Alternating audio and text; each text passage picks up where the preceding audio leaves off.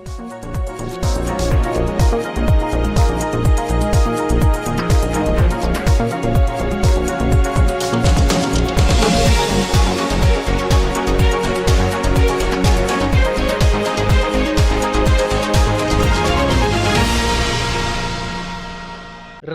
दिल्ली समेत पूरे भारत में कृष्ण जन्म उत्सव को बड़ी ही धूमधाम से मनाया जा रहा है। जगह जगह कृष्ण जन्म उत्सव के कार्यक्रम आयोजित किए जा रहे हैं और पालकी यात्राएं भी निकाली जा रही हैं।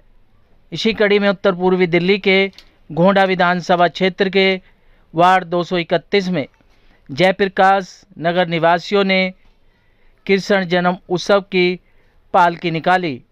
आप तस्वीरों में देख सकते हैं किस तरीके से जयप्रकाश नगर वासियाँ लगातार कई सालों से इसी तरीके से कृष्ण जन्म उत्सव पर पालकी यात्राएं निकाल रहे हैं और महिलाएं साथ में जयकारा भी लगाती चल रही हैं। वहीं महिलाओं ने इस कार्यक्रम में जमकर नृत्य भी किया।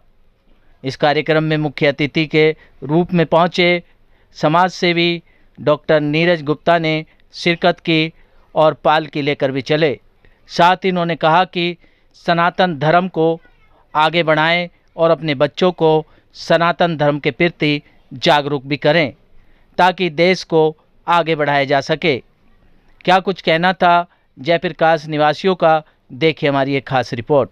सत्य सनातन वैदिक धर्म की जय हो और मैं समस्त विश्व को श्री कृष्ण जन्माष्टमी की शुभ अवसर पर शुभकामनाएं देता हूँ।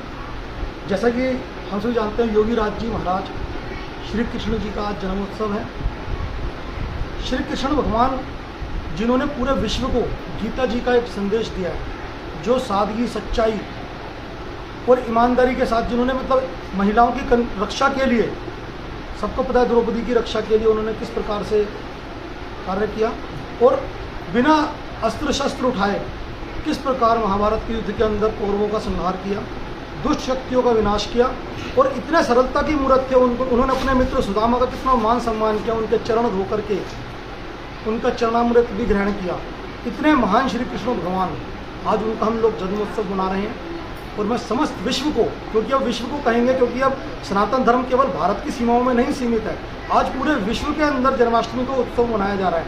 आज सुबह मैं देख रहा था यूट्यूब पे, अमेरिका में, रशिया में, जापान में, चाइना में, यहाँ तक कि सऊदी अरब में भी श्री कृष्ण जन्माष्टमी मनाई जाती है। इतना आज जो भगवान श्री कृष्ण के विचार हैं, आपको जानकर ताज्जुब होगा, सऊदी अरब के राजा ने 2.5 करोड़ गीता अरबी भाषा में अनुवाद करवा के अपने देश में बंटवाई है। अपने देश के अंदर शिक्षा के अंदर गीता, रामायण, महाभारत जैसे ग्रंथों को अनिवार्य किया जा रहा है। सऊदी अरब जैसे देश किस प्रकार लोगों की आंखें खुल रही है, क्योंकि गीता में जो संदेश है वो संदेश सर्वकालिक है। वो सृष्टि की आदि से लेकर सृष्टि के अंत तक। देखिए, सनातन धर्म जो स्वयं परमात्मा ने अपने हाथों द्वारा बनाया है, सनातन धर्म किसी मनुष्य द्वारा नहीं बनाया गया। बाकी जितने भी धर्म है सबको पता है किसी ना किसी मनुष्य के द्वारा बनाए गए हैं। केवल सनातन धर्म, इसका कोई शुरुआत नहीं है, कोई अंत नहीं है, ये अनंत है। हमें बहुत गर्व होना चाहिए कि हम सनातन धर्म के अंदर हम लोग हमारा जन्म हुआ है, इस भारत की भूमि पर हमारा जन्म हुआ है। आज एक गोंडा क्षेत्र से एक छोटा सा संदेश हमारे भाई जयपाल सिंह चौहान जी ने यहाँ से निकाला श्री कृष्ण जी की पालकी के द्वारा। और सर्वधर्म समभाव का जो हमारा भाव है, हमारे यहाँ कोई जात पात का कोई मतभेद नहीं होता है। हमारे यहाँ सत्य सनातन वैदिक धर्म में इंसान मात्र को माना जाता है। पूरे विश्व का कल्याण हो कहा जाता है, पूरे विश्व के इंसानों में एकता हो कहा जाता है। हमारे यहाँ कभी नहीं कहा जाता कि हिंदू धर्म में एकता हो। पूरे विश्व का कल्याण हो, पूरे विश्व के अंदर एकता हो, सभी के अंदर सद्भावना हो, सभी के अंदर अच्छी शिक्षा आनी चाहिए, अच्छे विचार आने चाहिए। कोई किसी के बारे में कोई बुरा ना सोचे, ऐसे हम लोगों के विचार होते हैं। मैं singer B R Chauhan Janmashtami के इस अवसर पर यह कहना चाहूँगा कि भगवान श्री कृष्ण ने जो गीता में उपदेश दिया वो विश्वव्यापी था, क्योंकि जो गीता का उपदेश है वो सबसे ऊपर है। आज विश्व स्तर पर अगर देखा जाए तो गीता की जो फिलॉसफी है, उस फिलॉसफी को कंपेयर करके अनेक ग्रंथ लिखे गए, अनेक बाइबल लिखी गई, लेकिन जो सर्वश्रेष्ठ है वो भगवान श्री कृष्ण ने जो गीता में उपदेश दिया है वही सर्वप्रिय है। तो आज मैंने देखा कि सभी लोगों ने हर्ष उल्लास के साथ और इस पर बनाया मैं सिर्फ उनकी 2 लाइनें चंद कहना चाहूँगा जो भगवान श्री कृष्ण के ऊपर हैं। महाभारत सा युद्ध न हो अन्याय की कोई बात, चले हम उसके साथ, करे जो कृष्ण की जैसी बात। महाभारत सा युद्ध न हो, महाभारत है शांति संदेश, महाभारत सा युद्ध न हो। बहुत बहुत शुक्रिया। ये झांकी तो हमने पहले कई बार निकाली है जी। लेकिन अब हमारा उद्देश्य है कि सनातन को आगे बढ़ाना, सनातन की बहन बेटियों की हर प्रकार से सहायता करना, गरीबों की सहायता करना, विधवाओं बहनों सनातनियों की सहायता करना, क्योंकि सनातन धर्म बहुत ही पीछे होता जा रहा था। लेकिन हमने भी ये एजेंडा उठाया कि हम सारे सनातनियों को एकत्रित करेंगे, मिलाएंगे, और जिस प्रकार भी हमें तन मन धन की जरूरत पड़ेगी तो हम उनका सहयोग करेंगे। क्या कुछ संदेश देना चाहेंगे आज की जनरेशन को और महिलाओं को भी कि सनातन धर्म से ज़्यादा अपने बच्चों को सीख दें ताकि धर्म को आगे बढ़ाया जा सके? मेरा सभी बहनों से यही आग्रह है, अनुरोध है कि वो सभी अपने बच्चों को ज़्यादा से ज़्यादा सनातन धर्म की, अपने धर्म की बात बताएं। और हर हमारा जो कार्यक्रम रहा है कि जैसे आज कृष्ण जन्म है तो कृष्ण जन्म मतलब कृष्ण जी की अपनी पालकी शोभा यात्रा, शिव जी का रहेगा तो शिव जी की पालकी शोभा यात्रा, मतलब सनातन धर्म के जितने भी त्यौहार होंगे उतनी ही हमारी पालकी शोभा यात्रा निकलेगी, जिससे देश में ये संदेश जाएगा कि हिंदू सनातन धर्म एक है और इसमें एक जागरूकता आएगी और एकत्रितता आएगी। जन्माष्टमी के अवसर पर अपने सभी सनातनी भाई बहनों को जन्माष्टमी की बहुत बहुत शुभकामनाएं, बधाई देता हूं। आज का एक कार्यक्रम हिंदू सेवा संगठन के संयोजक श्री जयपाल सिंह चौहान जी, जो कि भारतीय जनता पार्टी में 3 बार के महामंत्री हैं, भारतीय जनता पार्टी का यहाँ पर झंडा उठाने वाले एच ब्लॉक में श्री जयपाल सिंह जी चौहान रहे, उनके नेतृत्व में आज घोंडा विधानसभा में हजारों की संख्या में पालकी यात्रा निकाली गई, सनातनियों को इकट्ठा किया गया। आज के दिन में ज़्यादा न कहते हुए केवल यही हमारी आज कृष्ण जन्मदिन पर इच्छा है कि जैसे 570 साल बाद रामलला का मंदिर, भव्य मंदिर जनवरी में हमको मिल जाएगा, मैं आज के दिन यही चाहूँगा कि हम सभी कृष्ण भक्तों को जल्द से जल्द मथुरा के अंदर भी हमारा जो मंदिर, भव्य मंदिर बन के तैयार हो, यही मेरी मनोकामना है। जय जय श्री राधे।